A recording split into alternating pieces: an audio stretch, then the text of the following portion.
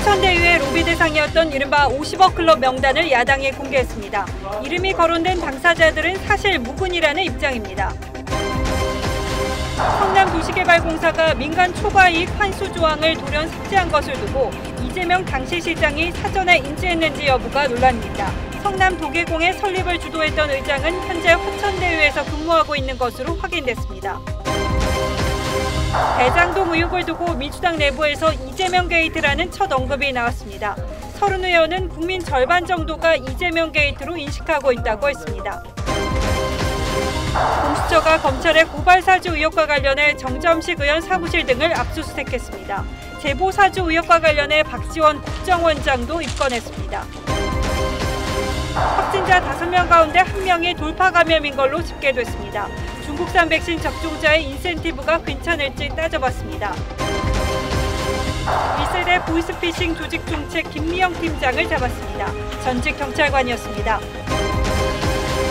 천일염 생산량이 2년 사이 절반 가까이 줄고 가격은 5배로 뛰었습니다. 태양광 발전 시설이 염전을 차지한 데 따른 겁니다.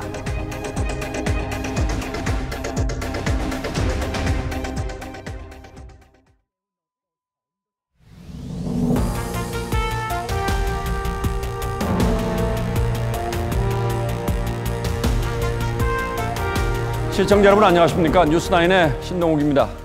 대장동 개발 의혹의 파장이 걷잡을 수 없이 번지고 있습니다. 오늘 국회 국정감사장에선 화천대유로부터 거액을 받았거나 받기로 약속했다는 이른바 50억 클럽의 명단이 실명으로 등장했습니다. 퇴직금 명목으로 아들이 50억 원을 받은 곽상도 의원을 포함해 이재명 지사의 선거법 위반 사건 전원합의체 판결에 참여한 권순일 전 대법관의 이름도 나왔습니다. 여야는 이들을 두고 서로 상대방 정권 사람들이라며 책임 떠넘기기에 나섰고 당사자들은 터무니없는 얘기라며 법적 대응을 예고했습니다. 먼저 이광희 기자의 보도 보시고 이름이 거론된 인사들의 반론과 해명도 이어서 전하겠습니다. 국민의힘 박수영 의원은 금융위 국정감사 도중 이른바 50억 클럽이라며 전직 고위 법조인 등 6명의 실명을 공개했습니다. 퇴직금 명목으로 아들이 50억 원을 받은 곽상도 의원을 비롯해 권순일 전 대법관, 박영수 전 특검 등이 포함됐습니다. 박 의원은 천화동인 5회 실소유주인 정모회계사의 녹취록과 자신의 제보를 바탕으로 이들에 대한 조속한 특검 수사가 필요하다고 했습니다. 이미 받은 사람도 있고 약속을 했으나 대장동 게이트가 터져서 아직 받지 못한 사람도 있고 급하게 차용 증서를 써서 빌렸다고 위장을 했다가 다시 돌려줬다는 사람도 있고 빨리 달라고 재촉하는 사람도 있고. 하지만 민주당은 거론된 인물들 대부분이 박근혜 정부 때 인사들이라며 국민의힘 게이트라고 했고 다 박근혜 정부 때 분들입니다. 6분이 실소유자라 그런다 그러면 말 그대로 국민의힘 게이트죠. 국민의힘은 노무현, 김대중 정부 때부터 요직에 있었다며 이재명 게이트가 본질이라고 반박했습니다. 그 양반들 노무현 정부 때도 검사였고 김대중 정부에도 검사였고 이거 이재명 게이트라고 말해도 할 말 없으실 겁니다. 사흘째 국감에서도 팻말 여론전을 둘러싼 여야의 신경전은 계속됐습니다. 이 피켓을 좀 떼고 진행할 수 있도록 위원장님께서 좀 지휘를 좀 해주시면 좋겠습니다. 이게 뭐가 잘못됐습니까? 민주당이 야당 때는 이거보다 더 했습니다. TV조선 이광입니다. 예, 실명으로 거론된 당사자들은 사실 무근이라고 펄쩍 뛰었습니다. 하지만 공교를 빼도 아들이 퇴직금 명목으로 50억 원을 받은 곽상도 의원이나 딸이 아파트를 분양받은 박영수 전 특검 그리고 이재명 지사 무죄 판결 전후로 김만배 씨가 여러 차례 찾아갔다는 사실이 확인된 권순일 전 대법관의 이름이 포함돼 있어 의혹은 번지는 분위기입니다. 권 전 대법관을 포함해 명단에 언급된 당사자들에 대한 의혹 배경과 입장은 이태희 기자가 취재했습니다. 화천대유 대주주 김만배 씨는 권순일 전 대법관을 형님으로 불렀고 퇴임 뒤엔 월 1,500만 원을 받는 고문으로 위촉했습니다. 제가 잘 좋아하던 형님들인데 많이 이렇게 조언해 주시는 분들이에요. 김 씨는 권 전 대법관실을 8번이나 찾아갔는데 대부분이 지난해 이재명 후보 선거법 위반 판결 전후였습니다. 권 전 대법관은 당시 전원합의체 재판에서 5대5로 팽팽히 의견이 맞섰을 때 무죄 의견을 내 결정적 역할을 했습니다. 박수영 의원이 주장한 50억 클럽 속 박영수 전 특검 딸은 곽상도 의원처럼 화천대유에 근무했고 현재 퇴직 절차에 있는 것으로 전해지고 있어 퇴직금 규모에 관심이 집중되고 있습니다. 박 의원의 실명 공개에 해당 인사들은 모두 사실 무근이라며 면책 특권 뒤에 숨은 무책임한 폭로라고 반박했습니다. 이른바 50억 클럽은 정모 회계사가 김만배 씨 그리고 유동규 전 본부장 등과 나눈 대화 녹취록에 언급된 것으로 알려졌습니다. 다만 이익 배분 과정에서 김 씨가 부담을 줄이기 위해 이들에 대한 로비 비용을 핑계로 삼았을 가능성도 있습니다. 화천대유 측은 비용 정산 과정에 갈등을 빚던 정 회계사가 허위 과장 발언을 유도한 것이라고 주장했습니다. TV조선 이태희입니다. 이런 가운데 대장동 의혹 수사의 본류에 해당하는 배임 혐의와 관련한 중요한 정황 증거가 나왔습니다. 대장동 개발 사업 협약서 초안에는 민간으로 과도한 초과 이익이 흘러가는 걸 막는 규정이 담겨 있었는데 유동규 당시 성남도시개발공사 기획본부장 산하의 전략사업팀이 협약서 수정을 재차 3차 요구한 정황이 포착됐습니다. 그것도 이미 결론이 내려져 있는 듯 매우 신속하게 진행된 정황입니다. 사실이라면 성남시가 최대한의 이익을 환수했고 나머지 민간 이익이 크게 늘어난 부분은 부동산 가격 폭등 때문이라는 이재명 지사의 설명도 설득력이 떨어집니다. 그리고 또 하나 이런 무리한 일들을 과연 유동규 본부장 혼자 주도한 것인지도 검찰 수사가 밝혀내야 할 중요한 대목이죠. 김태훈 기자가 취재했습니다.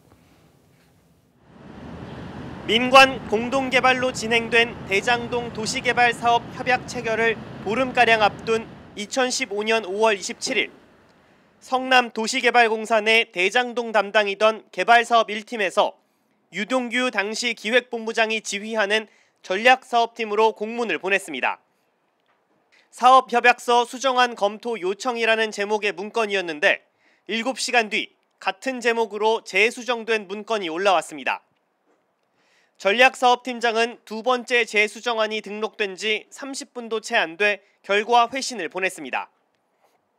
검찰은 당시 두 사업부 사이 오간 사업협약서에 민간업자가 너무 많은 수익을 거두지 못하도록 하는 초과이익 환수 규정이 들어갔다가 삭제된 것으로 보고 수사 중입니다.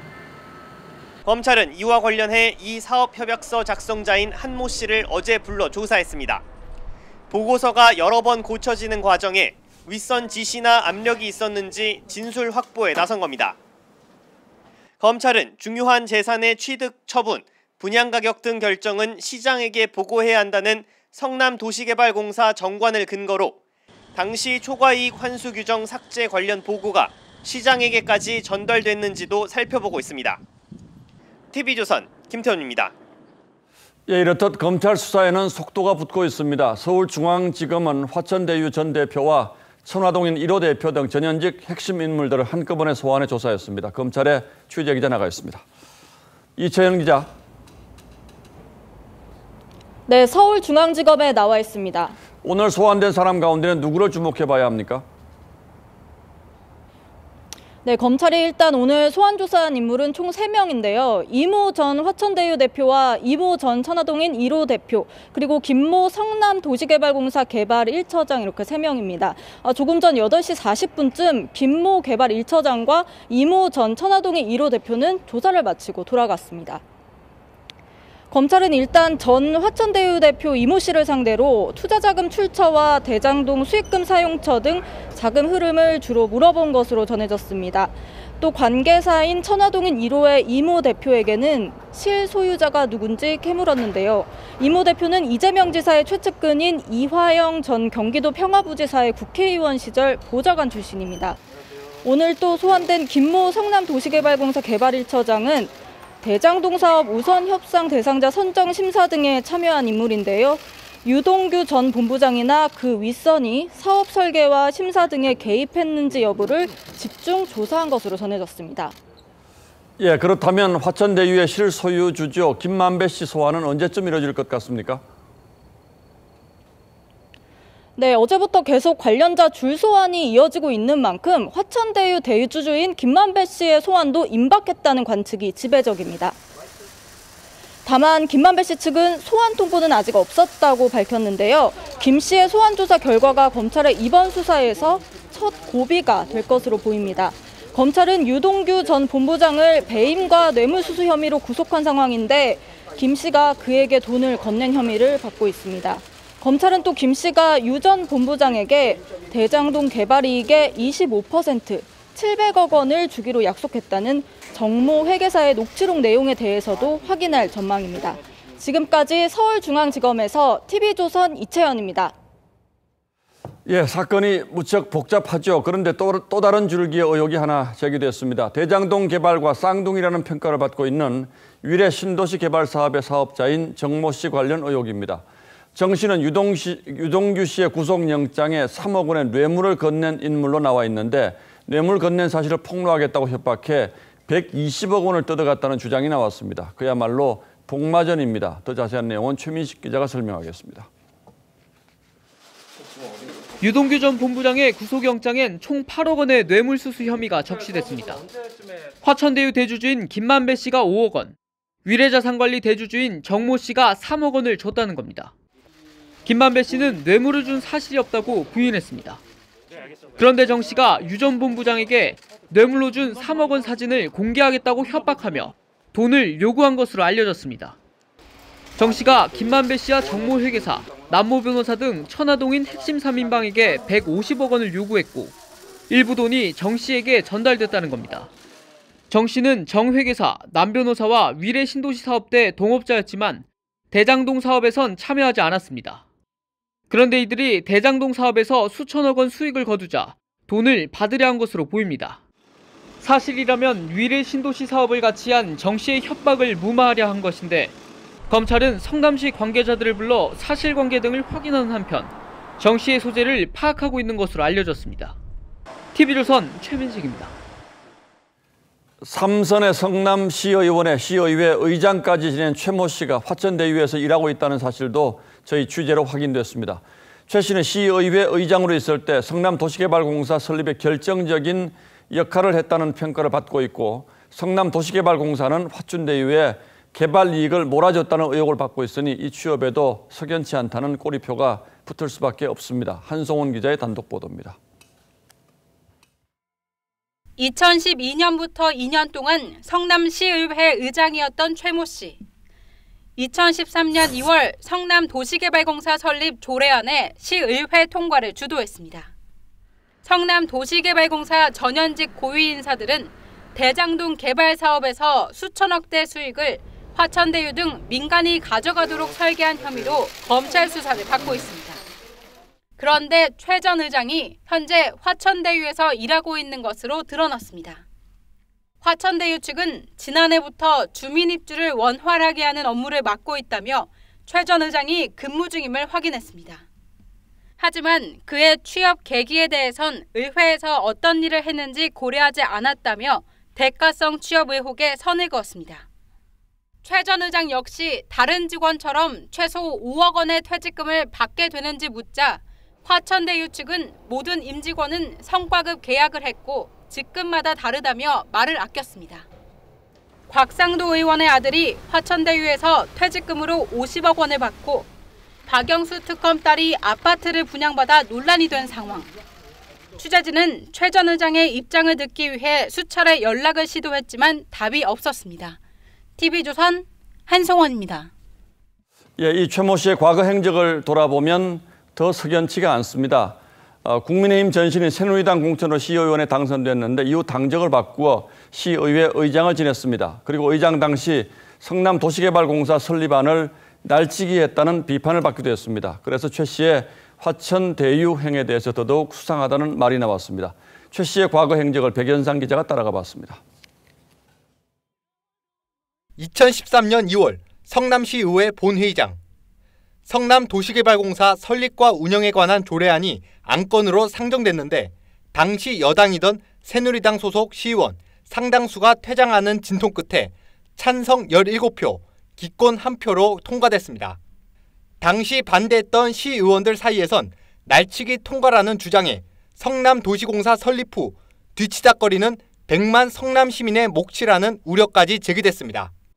당시 의원 퇴장이라는 파행 속에서도 의사 진행을 강행한 이는 현재 화천대유 자산관리에 재직 중인 최모 의장이었습니다. 이재명 당시 시장은 2015년 시의회에서 물러난 최 전 의장을 성남시 체육회 상임부회장으로 임명했습니다. 최 씨는 수천만 원의 업무 추진비 지출 증빙을 거부했다며 해임 위기에 몰리기도 했지만 2017년 4월까지 자리를 지켰습니다. 이후 최 전 의장의 화천대유 입사에 누가 관여했는지는 확인되지 않았습니다. 화천대유 측은 의회를 그만둔 지 7년 정도 된 분이라며 입사 과정에 제3자 개입 가능성을 부인했습니다. TV조선 백연상입니다. 윤석열 국민의힘 대선 예비후보의 검찰총장 시절 고발 사주 의혹을 수사하는 공수처가 정점식 국민의힘 의원 사무실을 압수수색했습니다. 공수처는 또 박지원 국정원장을 피의자로 입건해 제보 사주 의혹 수사에도 나섰습니다. 이른바 고발 사주 의혹과 제보 사주 의혹을 동시에 수사하는 셈이어서 그 결론이 어떻게 날지 정치권의 관심이 공수처로 쏠렸습니다. 권영석 기자가 보도합니다. 문이 열리고 검사와 수사관 10여 명이 나옵니다. 다시 또 들어갈 예정이군요. 윤석열 국민의힘 대선 예비후보의 고발 사주 의혹을 수사 중인 공수처가 정점식 의원 사무실을 압수수색한 건 오전 10시. 공수처는 1시간 반 가까이 이어진 압수수색에서 의미 있는 자료를 확보하진 못한 것으로 알려졌습니다. 키워드 검색이라든지 이런 걸 통해서 검색을 해서 관련된 문서가 없다는 걸 확인하고 빈손으로 돌아갔죠. 정 의원은 손준성 보냄이라고 적힌 고발장 사진과 내용이 비슷한 고발장 초안을 지난해 8월 국민의힘 당무감사실에 전달한 것으로 알려졌습니다. 국정감사 기간에 야당 의원 사무실을 압수수색한 건 이례적인데 공수처는 고발장을 작성한 조모 변호사 사무실도 압수수색했습니다. 공수처는 또 박지원 국정원장을 피의자로 입건해 제보사주 의혹 수사에도 착수했습니다. 윤석열 후보 측이 박 원장 등을 공직선거법 위반과 국정원법 위반 등으로 고발한 지 22일 만입니다. 공수처는 박 원장이 제보자 조성은 씨를 만나 사전에 고발 사주 의혹 내용을 논의했는지 들여다볼 계획입니다. TV조선 권영석입니다. 국내 코로나19 신규 환자는 2,028명으로 사흘 만에 다시 2,000명대로 올라섰습니다. 연휴 때 줄었던 검사 건수가 다시 늘면서 확진자 수도 증가한 건데 우려되는 건 접종 완료 후에 코로나에 다시 감염되는 돌파 감염의 비율이 20%까지 급증했다는 거죠. 정부는 추가 접종을 서두르고 확진자가 5,000명이 나와도 예정대로 이달 말 위드 코로나를 추진할 방침입니다. 박상준 기자입니다. 서울 마포구의 농수산물 시장에서는 지난달 25일 시장 종사자 1명이 첫 확진된 이후 지금까지 59명이 감염됐습니다. 이 가운데 절반 가까이는 접종 완료 2주 후 확진된 돌파 감염 사례입니다. 마포구 소재 시장 관련해서 59명이 확진됐는데 이 중에서 25명이 돌파 감염입니다. 강서구의 또 다른 시장과 요양시설, 요양병원 등에서도 돌파 감염이 잇따랐습니다. 백신 접종엔 속도가 붙어 접종 완료율이 54.5%에 도달했지만 돌파 감염 비율은 꾸준히 증가해 최근 20.8%까지 치솟았습니다. 방역당국은 접종 완료율 증가와 접종 완료 후 경과 시간이 늘어난 영향으로 보고 고위험군 추가 접종을 서두를 계획입니다. 높은 접종률만으로 방역 상황이 안정될 것이라고 속단하기엔 이른 상황입니다. 감염 재생산 지수도 지난주에 비해 크게 늘어 유행 상황이 지속되는 상황입니다. 그럼에도 정부는 고령층의 90%, 성인의 80%가 접종을 마치는 10월 말부터 단계적 일상 회복을 예정대로 추진할 방침입니다. 또 유행 악화로 11월 말 5,000명대 환자가 발생하더라도 확진자 수보다 사망률 감소가 중요하다며 위드 코로나로의 이행을 차질 없이 준비하겠다고 밝혔습니다. TV조선 박상준입니다. 내일부터는 해외에서 코로나 백신을 맞고 입국한 사람도 사적 모임 인원 제한의 예외를 인정받는 등 백신 인센티브 대상에 포함됩니다. 그런데 아직은 예방 효과의 물음표가 찍힌 중국 백신들도 포함되어 있어서 논란입니다. 중국 백신 안전한가 지금부터 최원희 기자와 따져보겠습니다. 자, 최 기자, 일단 어떤 백신들이 포함됩니까? 네, 세계보건기구가 승인한 백신 6가지입니다. 국내 접종이 이뤄진 아스트라제네카, 화이자, 모더나, 얀센 그리고 중국산 시노팜, 시노백입니다. 자, 그런데 시노팜과 시노백은 아직 국내에서 승인을 받지 않은 백신이죠. 그런데 이게 왜 포함되어 있습니까? 네, 먼저 방역 당국의 설명부터 들어보시죠. WHO의 공식 승인 백신을 기준 백신으로 해서 이 격리 면제 제도를 도입한 바 있습니다. 이번 조치도 이와 동일한 연장선상에서 네, 방역 당국은 격리 면제는 됐지만 거리두기 예외 등엔 포함이 안 돼 지속적인 민원이 있었다면서 차제에 같은 기준을 적용하기로 했다고 밝혔습니다. 그런데 중국 백신들은 격리 면제 대상에 포함됐을 때도 상당한 논란이 있지 않았습니까? 네, 그렇습니다. 두 백신은 국내 승인을 받지 않았고 미국이나 유럽 식약처 허가도 안 났습니다. 예방 효과가 충분히 입증되지 않았기 때문입니다. WHO가 긴급 승인을 내주면서 시노팜과 시노백의 방어율을 각각 79%와 51%라고 밝혔는데요. 긴급 승인 기준인 50%를 가까스로 넘겼습니다. 게다가 임상시험 데이터가 투명하게 공개돼 있지 않고 또 중국 백신 접종률이 높은 동남아와 중동 등 국가들에서 확진자가 폭증하면서 물백신 논란도 이어지고 있습니다. 수입을 중단하거나 추가 구매 검토를 철회한 국가들도 나오고 있습니다. 예, 다른 백신들과 비교하면 확실히 안전성이 좀 덜 검증된 건 사실인 것 같은데 전문가들은 여기에 대해서 뭐라고 합니까? WHO가 승인한 이유가 있었을 것이라면서도 불안을 잠재우기에는 부족하다는 우려를 나타냈습니다.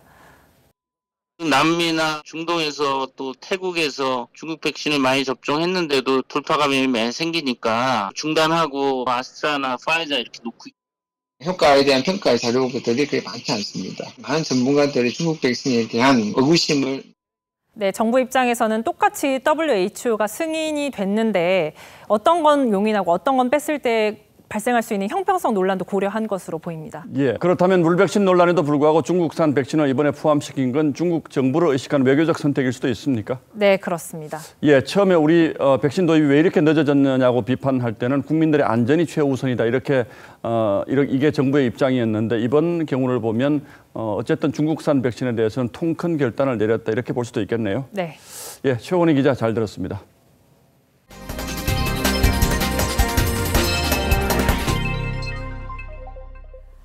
보이스피싱 하면 떠오르는 이름이죠. 김미영 팀장으로 유명한 1세대 보이스피싱 조직 총책이 10년 만에 필리핀에서 붙잡혔습니다. 전직 경찰로 50대 남성이었습니다. 윤재민 기자입니다. 고개 숙인 남성이 필리핀 무장경찰에게 체포됩니다. 김미영 팀장이란 이름으로 보이스피싱을 해 돈을 가로채운 50살 박모 씨입니다. 군사 리스크 관리팀의 김 과장입니다. 지금 보건의 대출을 진행하시는 건에 대해서 박 씨가 보이스피싱 조직을 운영한 건 2012년. 체포영장에 적시된 피해 금액만 80억 원으로 경찰 수사가 진행되면 피해액은 수백억 원에 달할 전망입니다. 앞서 경찰은 2013년 중국 청도 등에서 박 씨의 조직원 28명을 붙잡았습니다. 하지만 이때 박 씨 등 조직 수뇌부는 달아났습니다. 이후 경찰은 2월부터 다시 필리핀에서 체포적전을 벌여 조직원 6명을 포함해 박 씨까지 붙잡는 데 성공했습니다. 총책에 대해서 또 한 2주 정도 인근에 잠복해서 그 사람의 동선을 파악을 하고 그리고 현지 사법기관과 같이 공조해서 박 씨는 뇌물을 받아 해직된 경찰로 보이스피싱을 수사하는 서울경찰청 사이버범죄수사대에 근무했던 인물로 알려졌습니다. TV조선 윤재민입니다. 국내 천일염 생산량이 2년 사이에 절반 가까이 줄고 가격은 5배로 뛰었습니다. 어떤 연유인가 살펴보니까 염전이 몰려있는 전남 서해안 일부 지역은 염전 면적의 80%를 태양광 시설이 차지하고 있었습니다. 오선열 기자입니다. 국내 최대 천일염 생산지인 전남 신안군입니다. 염전 일대에 태양광 패널이 가득하고 태양광 발전, 신설 공사도 곳곳에서 이어집니다.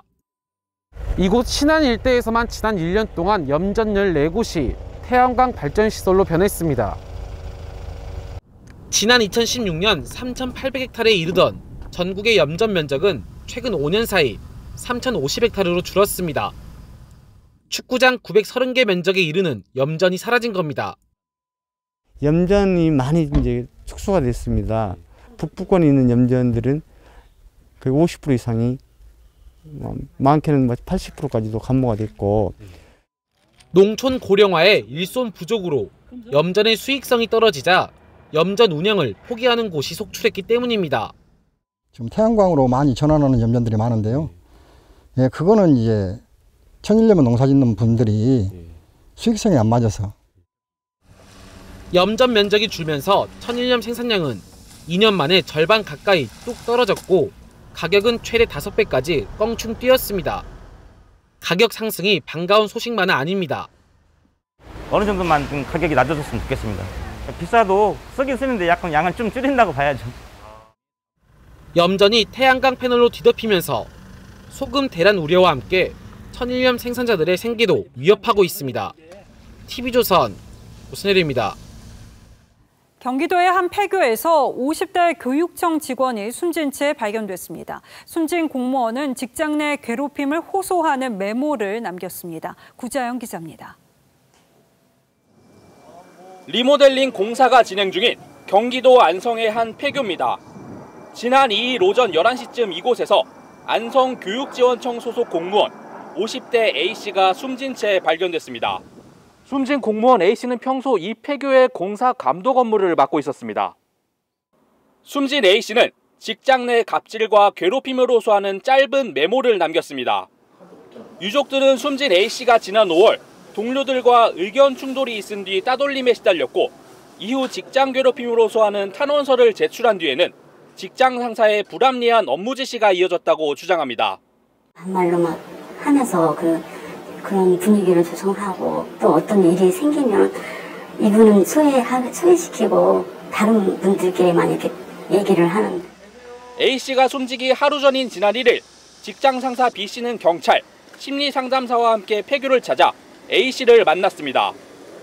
동료 직원은 당시 폐교를 나온 A씨가 심리적으로 불안한 상태였다고 말합니다. 상태가 많이 불안해 보이고 입술을 바르르 떨고 있었어요. 모셔다 드린다고 같이 가자고 그랬는데 괜찮다고 그러더니. 취재진은 당시 만남의 취지를 듣기 위해 직장 상사 B씨에게 여러 차례 통화를 시도했지만 연락이 닿지 않았습니다. 경찰은 A씨의 사망 배경에 직권 남용이나 집단 괴롭힘이 있었는지를 조사하고 있습니다. TV조선 구자영입니다. 이 다이아몬드는 감정기관마다 평가액이 제각각이어서 시중은행은 담보로 잡지 않는데요. 이 새마을금고가 다이아몬드를 담보로 특정 업체에 수백억 원을 대출해주고 대출 과정에서 새마을금고 간부가 뇌물을 받은 정황까지 포착돼서 검찰이 수사에 나섰습니다. 서민의 금융기관 새마을금고에서 왜 이런 일이 일어난 건지 김보건 기자가 단독 취재했습니다. 새마을금고는 지난해 8월부터 올해 3월까지 한 지폐개수기 제조업체에 총 314억 원을 대출했습니다. 금액이 크다 보니 12개 지역 금고가 수억에서 수십억 원씩 나눠서 빌려줄 정도였는데 특이하게도 담보 물건은 다이아몬드였습니다. 다이아몬드는 감정가를 정하기 어렵고 시세가 급등락하는 특성 때문에 시중은행에선 담보로 인정하지 않습니다. 감정 자체가 어렵고 진위 여부 자체 확인도 어렵고 다이아몬드를 담보한다는 것 자체는 좀 어려운 상황입니다. 감독기관인 행정안전부 정기감사에선 특혜 대출 정황도 드러났습니다. 행안부는 새마을금고가 다이아몬드 감정액을 과다 산정하고 업체로부터 금품을 받은 정황을 포착해 검찰 수사를 의뢰했다고 국회에 보고했습니다. 이전에도 새마을금고는 중앙회장과 지역이사장 부정선거 논란이 나오는 등 관리 부실이 지적돼 왔습니다. 최근엔 중앙회 임원과 가족들이 투자회사로부터 골프 접대를 받았다는 의혹이 불거져 내부 감사를 벌이고 있습니다. 특히 금융당국의 감독을 받지 않으면서 방만한 자금 운용도 문제로 지적돼 왔습니다. 금융당국이 조금은 이런 사각지대가 발생되지 않도록 관리 감독을 추가적으로 해야 할 것으로 보입니다. 새마을금고 관계자는 감독기관의 감사 결과와 조치에 따르겠다며 검찰 수사에도 성실히 임하겠다고 밝혔습니다. TV조선 김보건입니다. 이 라면과 빵 등 식료품과 기름값이 오르면서 6개월 연속 2%대 물가 상승을 기록했습니다. 이 같은 오름세는 9년 만입니다. 1% 선을 장담했던 정부는 공공요금 동결을 내걸면서 물가 관리에 안간힘을 쓰고 있는데 당장 이달부터 전기료 인상이 이뤄졌고 버스나 철도 요금 동결이 가능할지 의문입니다. 이러다가 4분기에도 이 같은 물가 상승 흐름이 이어지는 건 아닌지 송병철 기자가 취재했습니다. 취재했습니다. 서울 서대문의 한 주유소. 휘발유 리터당 가격이 1,669원까지 올랐습니다. 근데 옛날에 4,500원 가득 넣었었거든요. 돈처는 더 비싸졌다고. 그래서 살아봐야죠. 지난달 휘발유 값은 1년 전보다 리터당 21%, 경유는 23%나 올랐습니다. 계란과 돼지고기 등 밥상 물가도 크게 올랐고 전 월세값도 4년여 만에 가장 큰 폭으로 상승했습니다. 이 여파로 지난달 소비자 물가는 2.5% 올라 반년째 2%대를 기록했습니다. 6개월 연속 2%대 상승은 2012년 이후 처음입니다. 물가 상승이 일시적이라고 했던 정부도 하반기 물가 강세를 부인하지 못했습니다. 연간 1.8%로 전망을 했지만 지금 상황에서는 달성하기가 쉽지 않겠다는 말씀을 솔직히 말씀을 드리고요. 한 2% 전후 수준으로. 정부는 공공요금 동결까지 내걸었지만 세계적인 공급망 불안과 에너지값 급등을 막기엔 역부족이라는 지적입니다. 전 세계적인 문제이기 때문에 예를 들어서 운전하시는 분이 미국 쪽에선 적다든지 영국이나 컨테이너 이런. 우리 경제에 인플레발 퍼펙트 스톰, 즉 대형 복합 위기가 몰려올지 모른다는 우려가 커지는 가운데 오늘 코스피 지수는 1.8% 하락하며 연중 최저치인 2,908.31까지 떨어졌습니다. TV조선 송병철입니다. 커피 프랜차이즈 하면 쉽게 떠올리는 게 스타벅스일 텐데요. 지난주 스타벅스가 계속 사용할 수 있는 컵에다가 커피를 담아줘서 일부 매장에서는 대기 음료가 650잔까지 생겼고 매장 직원들이 과도한 업무에 몰리기도 했는데요.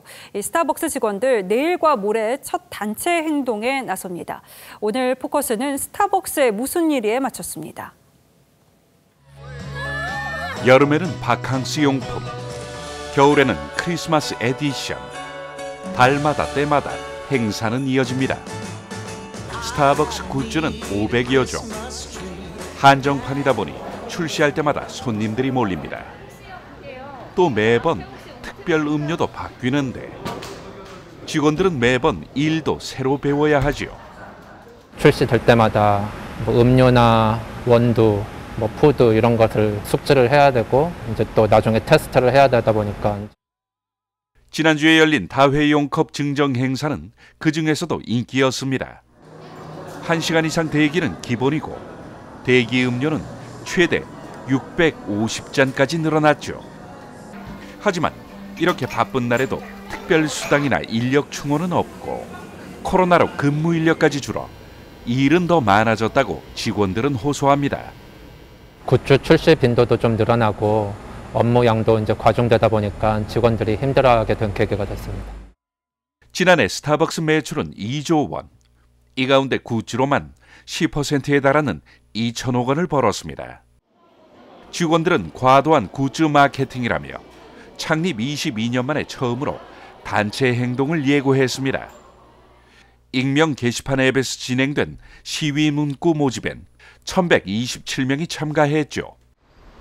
시위 트럭 2대는 내일과 모레 이틀 동안 강남과 강북을 나눠 돌며 처우 개선과 인력 충원, 과도한 마케팅 중단 등을 요구할 계획입니다.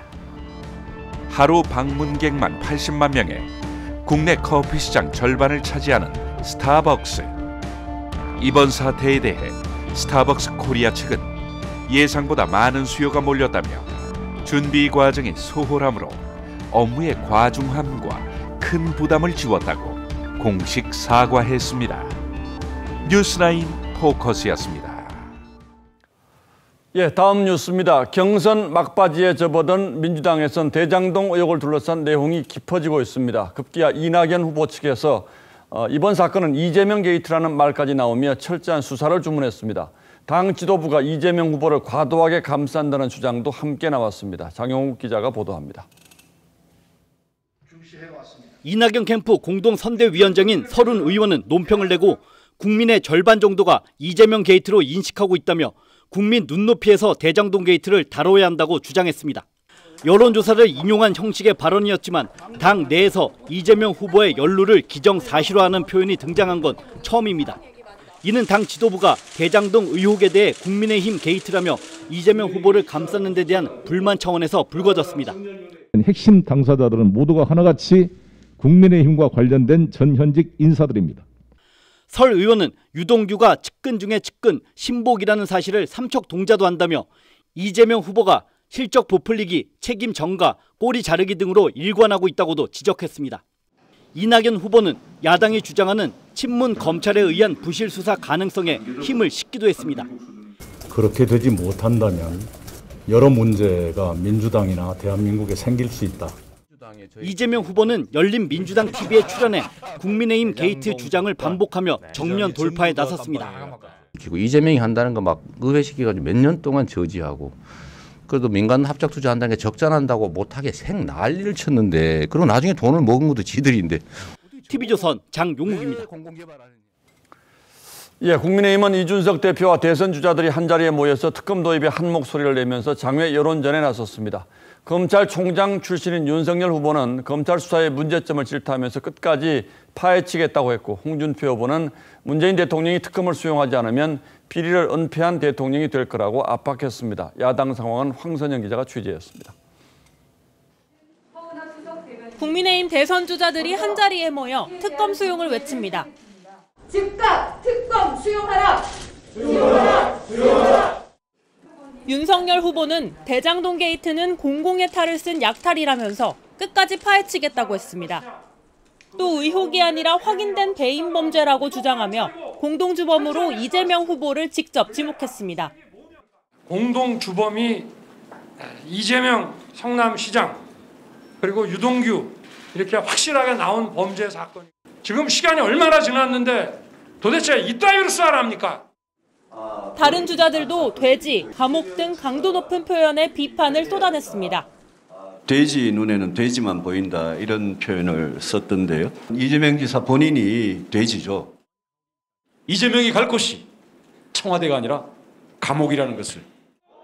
지방 일정으로 빠진 홍준표 후보는 문재인 대통령이 나설 것을 촉구했습니다. 그렇지 않으면 문재인 대통령이 마지막에 물러나면서 비리 은폐 대통령이 될 가능성이 있다. 이준석 대표는 합동회견 뒤 국회에서 청와대까지 3시간 반을 행진하며 여론의 특검 수사 지지를 호소했습니다. 이재명 후보 측은 윤석열 후보를 향해 수사도 전에 죄인부터 정하는 걸 보니 관심법을 쓰는 궁예 같다고 했고, 민주당은 야당이 명분 없는 투쟁으로 검경 수사를 방해하고 있다고 비판했습니다. TV조선 황선영입니다. 내방에서 달 탐사를 하고 유럽 명문 축구팀 레알 마드리드 구장을 찾아갈 수 있는 가상현실 기술이 코앞에 다가왔습니다. 또 다른 세계인 메타버스는 곧 우리의 일자리까지 바꿔놓을 텐데요. TV조선이 주최한 메타콘 2021에서 글로벌 전문가들이 그 미래를 내다봤습니다. 오현주 기자입니다. 달 표면에 착륙한 두 사람. 현실에선 다른 사무실에 있지만 가상세계 달 위에서 만난 겁니다. Metaverse is a collection of virtual worlds, meaning that they can be virtual worlds that it could be games or factories of the future like we showed in our video. 유럽 축구 명문 구단 레알 마드리드도 메타버스로 들어왔습니다. 레알 마드리드 4억 5천만 명한테 스페인 가지 않아도 여기서 똑같이 느낄 수 있는 디지털 트윈을 만들어드리고 싶은 거고요. 가상현실에선 누구든 게임을 만들거나 옷을 제작해 사고 팔 수 있는데 디지털 게임 제작자, 가상의상 디자이너 등 새 직업도 생겨나고 있습니다. New digital economy that's being built on top of those NFTs with many services, new jobs, possibility for 4대 금융그룹들도 비대면 시대에 메타버스를 접목한 미래 금융 시스템 마련에 속도를 내고 있습니다. 온오프라인으로 진행된 오늘 행사에는 1000명 안팎이 비대면으로 참여했습니다. 메타콘 2021 둘째 날인 내일은 모빌리티와 엔터테인먼트 등 각 산업의 메타버스 활용 방안을 글로벌 전문가들과 논의합니다. TV조선 오현주입니다. 코로나로 규모가 크게 축소됐던 부산국제영화제가 2년 만에 정상 개막했습니다. 배우와 감독과 관객이 만난 개막 첫날 모습을 임서인 기자가 전합니다. 부산국제영화제의 레드카펫이 2년 만에 부활했습니다. 사회를 맡은 송중기, 박소담을 비롯해 유아인, 한소희 등 배우들도 행사에 참석해 관객들의 환호에 화답했습니다. 봉준호, 임권택 감독 등 국내외 영화인들도 부산을 찾아 자리를 빛냈습니다. 개막작에는 임상수 감독의 행복의 나라로가 선정됐습니다. 그 나이가 들면서 조금 죽음에 대해서 구체적으로 생각하게 되는 기회가 더 많아지는 것 같아요. 그런 느낌을 가지고 이 영화를 만들었습니다.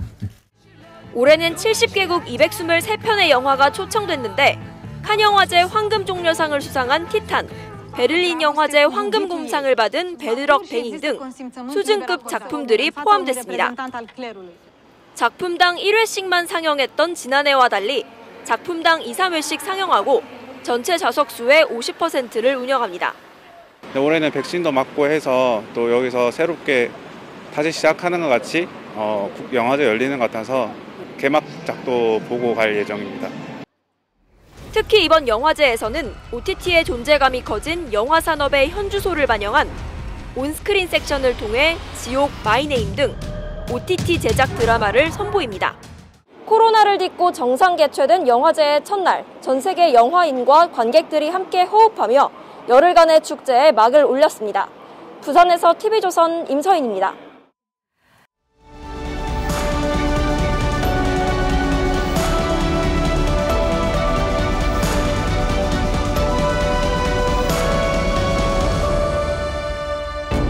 베트남 호치민에서 관광객들이 가장 많이 찾는 명소, 도심의 아름다운 성당과 우체국 건물입니다.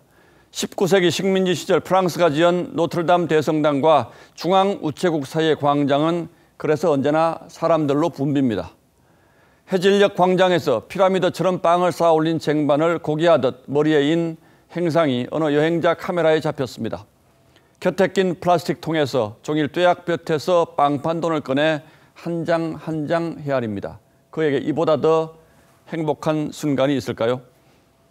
시인 앞으로 거린이 온몸으로 기어갑니다. 그가 밀고 가는 돈통에 몇 장의 지폐가 소복이 쌓여 있습니다. 그런데 누군가 돈통을 들고 달아나자 언제 바닥을 기었냐는 듯 벌떡 일어나 쫓아가 붙잡습니다. 미친 듯이 주먹을 날리며 무섭게 세상을 일갈하는 것이었습니다. 너 임마 인생 똑바로 살아. 지난해 횡령, 배임, 사기를 비롯한 8가지 혐의로 기소됐던 윤미향 의원의 공소장이 379일 만에 세상에 공개됐습니다. 위안부 피해 할머니들을 이용했다는 의혹에 국민적 관심이 쏠렸지만 법무부는 공정한 재판을 받을 권리를 내세워 그동안 공개를 거부해왔습니다. 그러는 사이에 윤 의원은 위안부 단체의 명예를 훼손하면 처벌한다는 법안 발의에 참여하기도 했죠. 공소장 범죄 일람표를 보면 윤 의원은 허위 서류를 비롯한 부정한 방법으로 국고보조금을 받았고 정식 모금 등록도 하지 않은 채 후원금을 모집하거나 개인 계좌로 돈을 받은 것으로 되어 있습니다. 무엇보다 놀라운 건 조목조목 적시된 억대 후원금의 유용 혐의 내역들입니다. 갈비집, 요가 강사비, 발 마사지에 과태료, 소득세 내는 데까지 썼다는 겁니다. 설에는 선물 한과 용도로 남편 계좌에 92만 원이 입금되는가 하면 모금액 일부가 딸 계좌로 옮겨졌다는 대목도 나옵니다. 공소장이 왜 이렇게 오랫동안 공개되지 않았는지 한편으로는 이해가 될 듯도 합니다. 만약 1년 전 공소장이 공개되었다면 어떤 일이 벌어졌을까요? 그리고 공적 업무와 복리후생 비용이라는 윤 의원의 해명에 고개를 끄덕일 사람이 또 몇이나 될까요? 윤미향 의원은 당초 의혹이 불거지자 친일 세력의 부당한 공격이라고 주장한 바 있습니다. 지금도 그렇게 생각하시는지요? 이 돈이 과연 어떤 돈입니까? 경악할 수준의 공소장이 공개되었는데도 민주당이 굳게 입을 다물고 있는 건 또 무슨 연유일까요? 친일 세력의 최후 공세라던 오선 중진 의원, 신상 털기식 의혹 제기에 굴복하지 말라던 당대표, 그들은 다 어디로 갔습니까? 10월 6일 앵커의 시선은 염치를 찾습니다. 였습니다.